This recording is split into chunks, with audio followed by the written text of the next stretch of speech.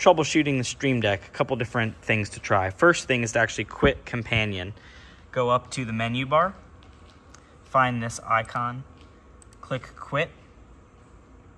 When you click quit, it might kind of take a second to think there before it disappears. But as we look over to the Stream Deck, we're gonna wait until it goes black or disappears. We also need to click quit right here. Now it goes to the Elgato logo. We're in good shape. Now we're gonna click on Companion in the bottom. Once it's up and running, we can select hide and then test the buttons to see if they're working. They are working, we are good to go. Now we can move on. So that's the quick and easiest way to troubleshoot Companion, is to quit it, select that quit button, let it go to the Elgato logo, then click the logo, the Companion logo, see if the buttons work, then click hide. Should be in business. If that doesn't work, go ahead and unplug and plug in the USB simply by removing the back of this case. It slides up. I just can't do it with one hand. And then unplug that USB cable that's on the back of this device, plug it back in, and then restart Companion. You should be back in business. If that doesn't work and you're just getting nothing happening on the display, it could be that BitFocus Companion needs to be reinstalled, and there's an update available which can happen over at bitfocus.io. So troubleshoot that, make sure that it's working, as expected.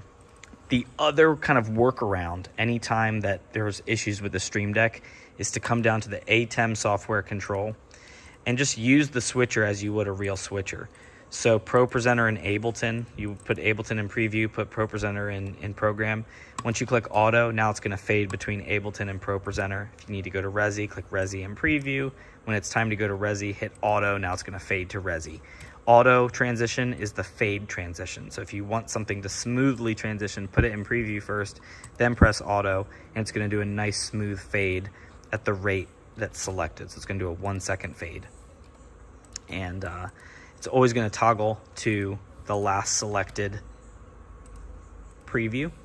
So if you wanna go back and forth between Ableton and ProPresenter, that's how you would do that. If you need to go to Resi, put that in preview, then click auto. That's actually what's happening behind the scenes. When you press Ableton, it puts Ableton in preview and then presses auto for you.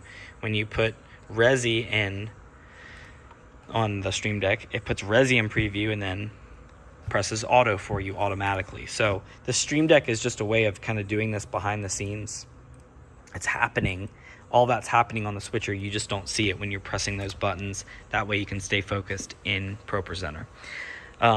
If that does not work and you are having problems with screens and not getting the ability to switch, it could be that the switcher itself needs to be restarted and power cycled.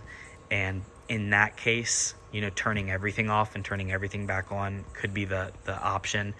And definitely do that before a critical day like Sunday. Do that on a Saturday or a production event during the week. But these are kind of the most common troubleshooting steps as it relates to the switcher and the Stream Deck. Thanks for watching.